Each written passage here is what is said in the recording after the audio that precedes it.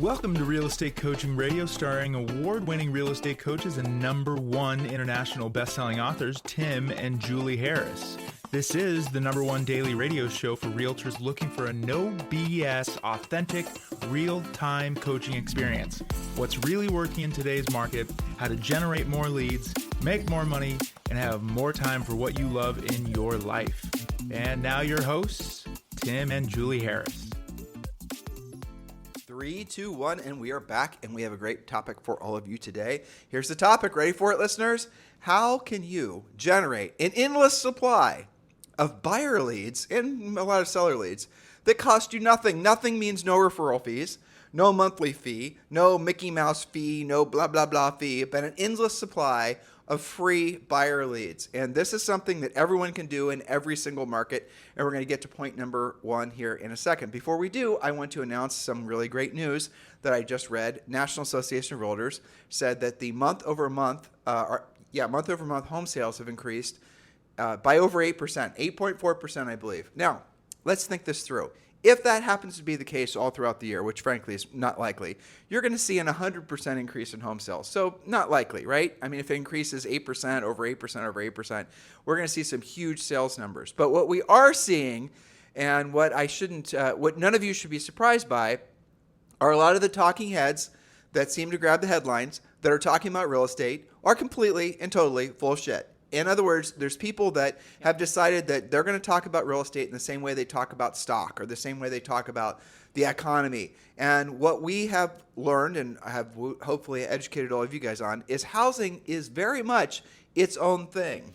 Yes, it is. And all of you know, listening, that your local market can have its own ebbs and flows. And what you're personally experiencing might be completely different than what somebody is reporting on. For example, lots of coaching clients reported multiple offers last week, and yet the press wants you to think that there's a housing crash on the horizon. Let me share this with you. Dan Lesniak, who's in our EXP revenue share group, and Carrie Shull, they're married, and Carrie's one of the top probably 10 agents in the whole nation. They told me this morning, I didn't tell you this, that they had one of their agents write an offer, and the house went for, wait for it, $200,000 over list price. Wow. Yes. That's amazing. Yeah. And this is 2023 where everyone's supposedly thinking that we're going to have some sort of housing crash, which actually leads me to another point. And we just learned this from listening. Well, we've been reinforced by listening to Logan, and his last name is Montashami, I think.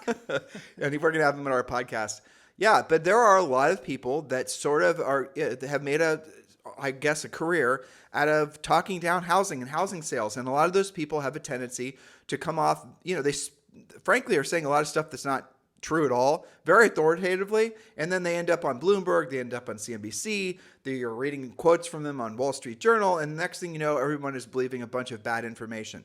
And it is really, truly fascinating to see this group think just sort of, go unchecked across the country, even to the point where, frankly, all of us should know better. It's even now starting to percolate inside the halls of the real estate offices around the country and the minds of all of you. So you guys got to be really, really clear. At the end of the day, your housing market is completely different than the housing market even on the other side of the city, let alone the other side of the country. That's right. And what you make of it is up to you. So I think you hit the nail on the head. There's a lot of ill-informed, misinformed, non-fact-based opinion. You're so funny, Julie. You're so careful. Said with confidence, okay? Yeah. And that's the problem because it's totally believable, right? Julie is trying so hard not to use bad words. She's such a nice lady. But the reality of it is these people are all saying salacious things for the sake of basically being quoted. And a lot of them are saying salacious things for the sake of selling you something. Yes, that's true. And that's true. And obvious ones in our industry are going to be the people trying to sell you into, REO lists. And, you better ready for the tsunami of foreclosures. And what about short sales? And what about all the rest of it? But if you just take 2 seconds and Google some of the, actually used facts, you'll learn that there's no market really to speak of for any of those types of things, for example. But it even gets worse. In the overall, let's call it financial space, and Julie and I are friends with some of these people, frankly. Peter Schiff is one of them. We're actually pretty good friends with Peter. And he loves to talk down about housing, just loves it. And why is he doing that? And I've talked to him about this before.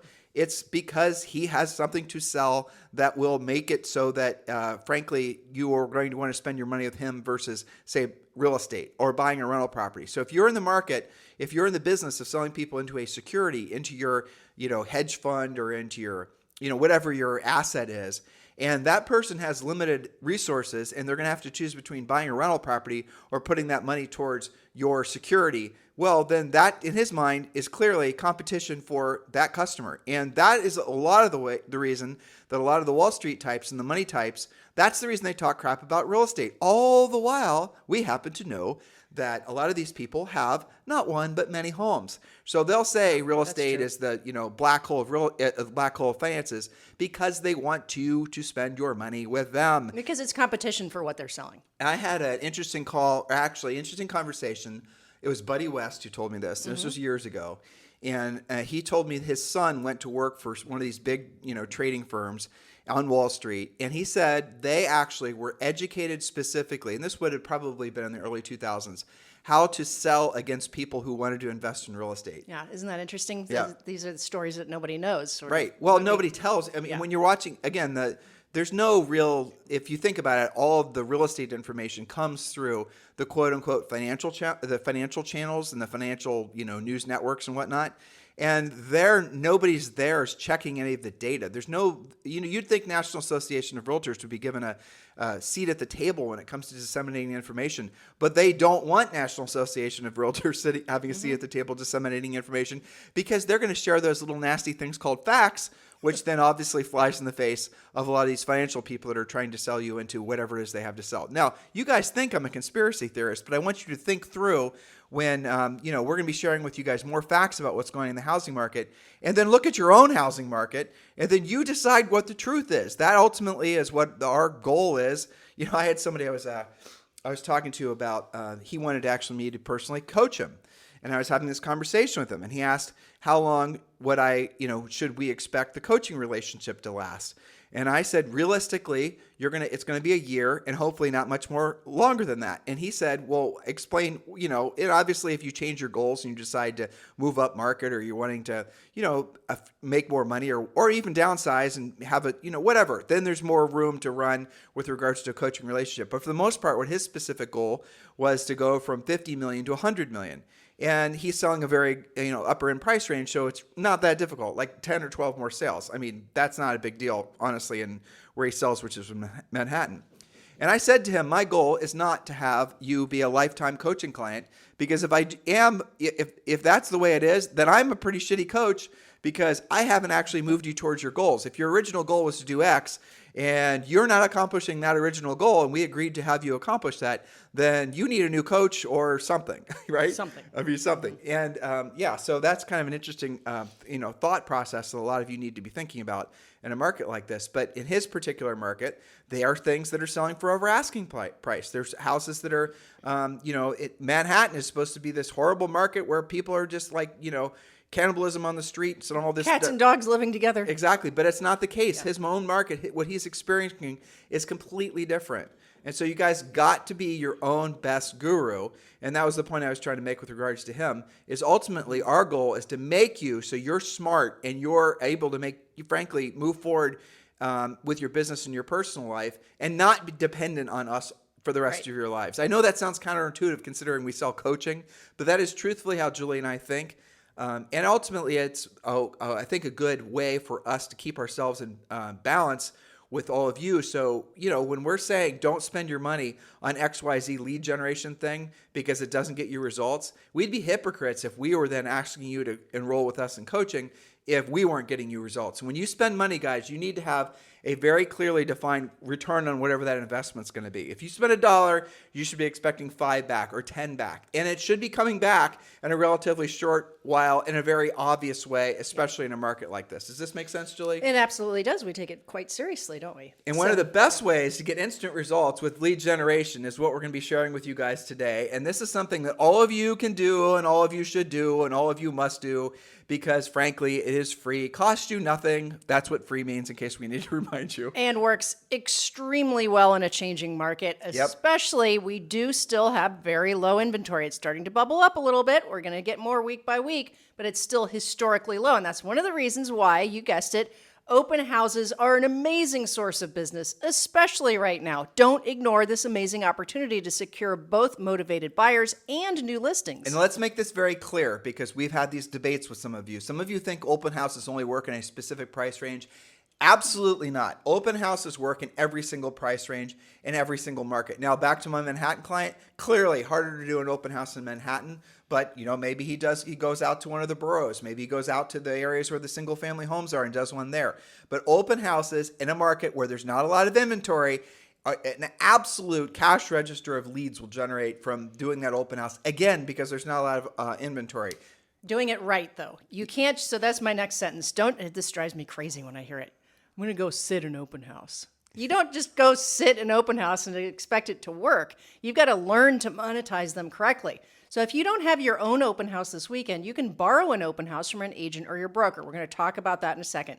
It's also okay to hold any open house from any broker in your state. You don't have to stay within your brokerage, but lead with the right house, not the agent or broker, if you're borrowing one to hold open. This is a good time to, again, I know some of you are thinking, I can't do this. I can't listen to how to do open houses. I don't have any listings, or the other agents that I know don't have any listings. Well, if you're with eXp Realty, you can go to any eXp Realty agent. Now you have to ask their permission, right? And ask them if you can hold their listing open, which, by the way, they're most likely going to be thrilled that you're asking, because that's in service to their seller. But in a lot of markets, frankly, there's even a more, like when Julie and I were selling real estate, other brokers that weren't even associated with your broker, right? Competitors, really, they didn't mind if you held an open. Just ask permission first. By the way, it's also interesting. You guys know that you can, well, it should be obvious because this is the way that Zillow and Realtor.com work and a lot of other websites, but you can actually advertise other agents' listings in your brokerage. I will say, for the sake of keeping the peace, let them know or ask permission first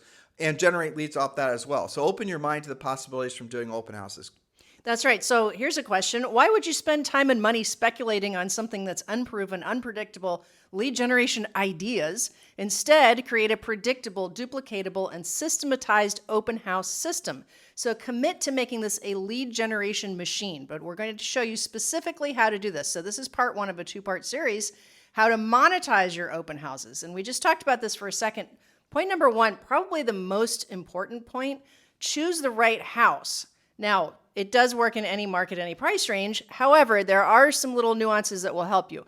First-time move-up homes are the best. Popular neighborhoods, school districts, and zip codes. Let's define that, okay? Yes. So there's obviously first-time home. In some markets, it might be condos, right? You guys get the gist of it.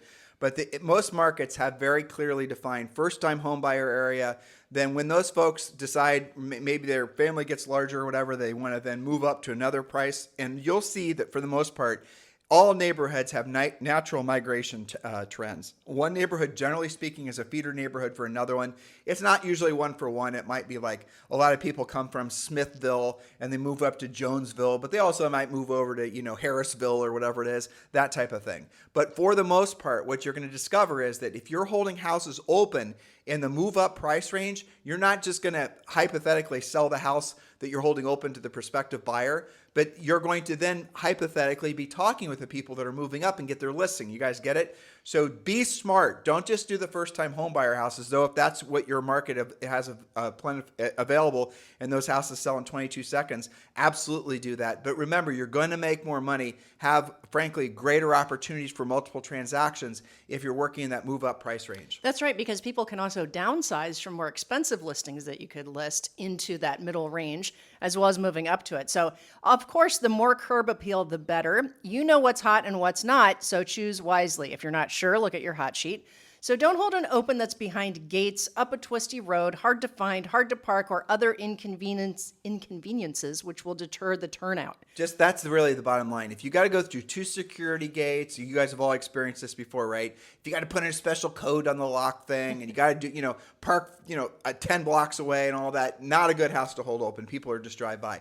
If it's on a busy street, probably not the best house to hold open. So be strategic on which house you choose to hold open and choose the house that immediately appeals to you. That's probably a good litmus test. Use your instincts, right? Right. Just look, if it's got great curb appeal, if there's an open house sign in front of it and you want to drive by or you want to go in the house, that's probably a good one to start with. That's right. So choosing the right house does make a difference. Some of you guys stopped doing open houses because you did a couple of them and you had all of those problems and you thought it was because of the open house, not because of the house that you chose. I'm going to throw this challenge out. For all of you that are in eXp Realty, every single one of you, well, everyone listening really, but really eXp Realty in particular, work with each other and just have an absolute open house blitz over every single weekend for the next 30 days. Do that. If you're lacking leads right now, you should just do open houses, maybe Saturday and maybe Sunday, and absolutely follow all these steps and 100% go from if you have one house that you hold open and it's a real home run house and you get a lot of traffic, do that one again, yes, and again, and again. Lather, rinse, repeat. It really does work that way. Open houses done correctly. And so let's define that. What should you actually expect? So if you are interested in joining Julie and I at eXp, if you want to be sponsored by us, if you want to be partnered with us at eXp Realty, we've made it very easy for you. Just text the letters EXP to 47372. Text the letters EXP to 47372. If you're ready to land the plane and join eXp Realty, you've not yet chosen your sponsor, you can text me directly at 512-758-0206, 512-758-0206. Every single one of you should at least have your minds open to the opportunities that are at eXp Realty. I know a lot of you already do because we see so many of you that are expressing interest in joining with us at eXp. If you're just getting started on your journey towards eXp, text the letters EXP to 47372. If you're looking for a sponsor that's definitely going to be proactive in your success at eXp, text me directly, 512-758-0206, and let's have a conversation about next steps. Yes, so point number 2, use at least 10 directional signs and ask permission to put those signs on the neighbors' lawns. Here's your script at the door. Who do you know who I should call for my open house this weekend? You can order inexpensive, they're called bandit signs, and save money. More signs equals more traffic. Purchase inexpensive bandit signs if necessary. Some of you can borrow them from other agents in your brokerage, but you have to have at least 10 directional signs to get foot traffic. So what we did when we sold real estate, and all of our top coaching clients from around the country, they do this as well, is you can do this a bunch of different ways. The hardest way is the first way I'll tell you about it. You go out and put these directional signs out yourself. You can order corrugated, they're plastic basically, double-sided open house signs. And you can usually buy these. There's a billion different vendors for these, and they're super inexpensive. But have the signs with your name on them. Open house. Now ours, we took it to the next level. Our directional signs were a little bit larger, and we called it Harris Tour of Homes. And there was an arrow that was pointing towards the open house. That's the way we did it. And then we'd have multiple houses open every single weekend. And we coach you guys how to do that in our coaching program. Same idea.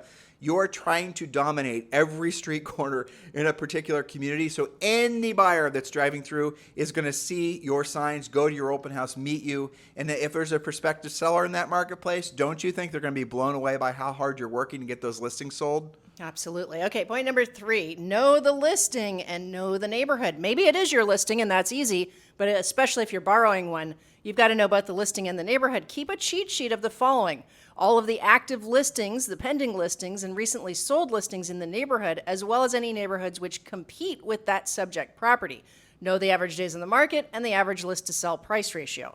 Those are all facts that you can easily get from your MLS and make you knowledgeable about what you're doing. Right. Don't get caught flat-footed because you don't know the market conditions. And I'll give you a little hint.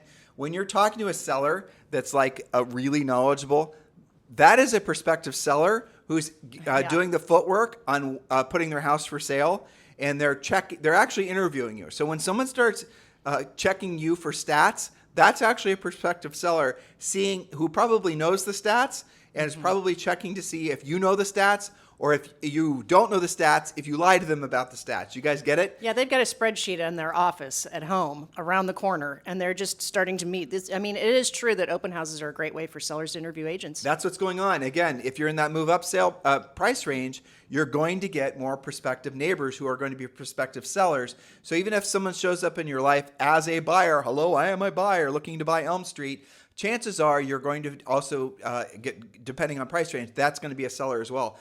And that leads actually to knowing how, and I know it's one of Julie's upcoming points, but definitely use our open house system, but learn the buyer pre-qualification scripts. One of the first questions in our buyer pre-qualification script, this is generally speaking, it works best when somebody calls you and you're returning a call, is I think it's question 3. Oh, by the way, which home in the neighborhood are you thinking about selling? Now, you ask that right at the top, some of you guys are so nervous about asking whether it's a prospective seller. You have to assume it's a prospective seller. Thus, that's how we've written the question. By the way, which house in the neighborhood are you thinking about selling? Ask that when you first initiate conversation with them. And lo and behold, you will discover, again, depending on the circumstances, if they're coming into an expensive house and you ask them that question, they might say here's how you know they're a seller, by the way. They're going to pause. They're going to try to two-step not answering the question, and then they can't think of an answer really quick that's going to result in them avoiding it. So they're just going to tell you the truth. Yeah. So they're going to say, well, we're going to be moving sometime in the next 6 months or 12 months. Or they're going to say, well, we do have a property we're thinking about selling, but maybe it's in a different area or whatever. Leads is the point. That cost you nothing is the secondary point. Pay attention. That's right. So on that note, point number 4, know the facts about the competing neighborhoods. Is there new construction nearby? Have you toured it, and do you know the facts about it? Are builders offering incentives? These are all things that make you very knowledgeable. Remember that knowledge equals confidence, ignorance equals fear. Some of you don't have these conversations, don't have open houses, because you are afraid of getting cornered with a question that you don't know how to answer. So knowledge equals confidence, ignorance equals fear. In addition to the buyer and seller pre-qualification scripts, we also have open house scripts as well as open house lead follow-up scripts. By the way, if you do not know the answer to a question, do not wing it, do not lie. Say, you know what, Mr. Seller or Mr. Buyer or Bob, that's an excellent question. I want to make sure I answer it correctly. So let me find out let me get the actual answer for that question based on the current most up-to-date information, and I'll send it to you. And that, by the way, is a great opportunity for you to ask for their contact information. Here you go. Now, Julie mentioned our coaching program. A lot of you guys know about it because a lot of you guys are in it. All you've got to do is text the word Premier to 47372, or you can just go directly to premiercoaching.com and sign up. A lot of you are loving this podcast. We hear this all the time. This podcast gives me so much information. I've learned how to sell real estate. I've gotten great motivation. And some of you don't understand that if you love the podcast, you won't believe how good the coaching program is, frankly. Julie and I, half hour a day is what we can do this for you guys. And this is not even coaching. This is training. If you think this is good, wait till you're in the coaching program. Go to premiercoaching.com, or you can just text the word Premier to 47372. Either way, you can join Premier Coaching right now for free. And yes, that does include a daily semi-private coaching call. So go to premiercoaching.com. Do that right away, guys. It's the next natural step for all of you, the thousands of you. Julie, I didn't tell you this. 563,000 downloads in the most recent reporting for our podcast, making this by far the number one listened to daily podcast for real estate agents in the United States. But we have, 2,246 people from Ghana. I know. Who downloaded That's it. interesting. Ghana So special shout out to Ghana then. Yeah, Ghana's in West Africa. Yeah, right? that's interesting. So our Ghana listeners, and I put this on Instagram too. If you'd like for Julie and I to come to Ghana and do a real estate event, we've actually have always wanted to go to Africa, and West Africa would be incredible. So put together a real estate event, and Julie and I will keynote it for you. Yeah, I wonder if it's an office or a group of offices. It'll be interesting to find 2,000 plus downloads. Yeah, that's a lot of people. Yeah, that's a lot of people. Okay, so point number 5 is just keeping it real. Okay, realize that the seller, whether they're selling with you or another agent, is watching and listening to you. Most homes have cameras now and other security measures, so make sure that you are complimentary. This actually brings up a funny thought. I wonder how many people listening right now are going to struggle to ask the question that might lead to them saying, prospective seller saying, well, I'm going to list with so-and-so or my neighbor or the agent who I bought the house from or whatever. I wonder how many of you, once you get the courage to ask questions that are in alignment with our scripts and whatnot, are then relieved to hear that they actually have another agent in mind, right? Yeah. How many of you are saying, yes, now I don't have to put myself in a position where they might say no to me? It's called fear of success. Well, it's called lack of skill. Lack of skill. So here's the thing. They might have somebody in mind. They might be thinking about listing with somebody else, but they have not done so yet. And in those particular cases, we give you lots of scripts that are basically saying, Mr. Seller, I think it's great that you're thinking about listing with your previous listing agent. Bob's a great agent. But I'm sure you'll agree in this market, it just makes sense that you're going to get a good second opinion so that you get all the ducks in a row so your property actually sells in this market. I'd be more than happy to do that for you. And look, at the very least that'll come from it is I might give you some more information, some great ideas that you can pass along to Bob for the job of getting the home sold. You guys get it? When you say stuff like that, they're going to say yes, you're going to set more listing appointments, and you're going to start tripping over opportunities. That's right, and you'll be enthusiastic instead of hiding out. That's right. All right, point number 6, final point for today. Capture any and all potential prospects using an app or a sign-in book. Some agents do a raffle system, but you're going to capture all of their information. Now, here is the key to this point. Follow up the same day or evening using our open house lead follow-up scripts. Again, which home in the area do you plan on selling as part of that script pack? You need to say what a raffle system is. Okay, so you can do, you get a fish bowl from a craft store or what have you, and you get little tickets to raffle off something like a Starbucks gift card or something to the popular restaurant in wherever the neighborhood is, so that they fill out the information. You have a little sign that says you don't have to be present to win, so leave me your phone number. That's the whole point. You don't have to be present. I'll call you if you won. And then you get a whole fishbowl full of contacts. Now, one of the things to that idea you could also do, same exact thing Julie just said, but you could actually scale it up, and you could do this, the raffles every month. If you do, say, 4 open houses, every single month you're going to do the raffle for whatever the thing is that you're giving away. But whatever is the thing that you're giving away, maybe it's an iPad, something like that. We go from a $25 gift card to a $500 iPad. But what you do is you bring that with you to every single one of your open houses. You have it displayed there right next to the fishbowl with the easy to fill out little pieces of paper that they're going to put their information in, drop it in the fishbowl, and you tell them every single month you do a raffle for the iPad or something like that. Have fun with it. Yes, and that also gives you some good stuff for social media, which connects the dots. And top tip from some of our coaching clients, whenever you can, make your giveaway be to feed something of your center of influence. So for example, maybe one of your past clients owns a bakery.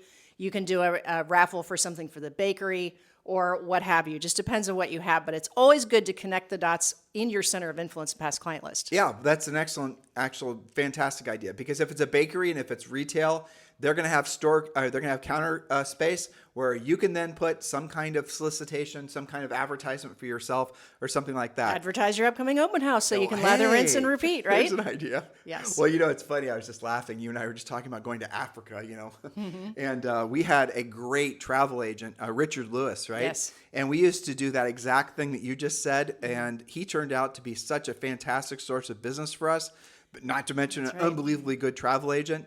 Those are the types of relationships, because a normal, Richard in that case, he was thrilled, suspicious actually, that we were so willing to be one-sided in offering help. We didn't ask for anything, just that if he has the opportunity to send us referrals, and we would, and we, frankly, we would do these open house ideas, travel or plan your, European dream cruise or whatever with Richard Lewis Travel. We're doing a raffle or things like that. It was free marketing and advertising for him, but we did it for all the local retailers, and they all loved us because of that. So it's a very simple thing to do, where you give, and then you do get. It's about being of service to others, just on a different level. Hopefully you're all understanding, especially in a market like this, guys, where there's so much uncertainty, there's so much disinformation and bad information, and just people straight up lying.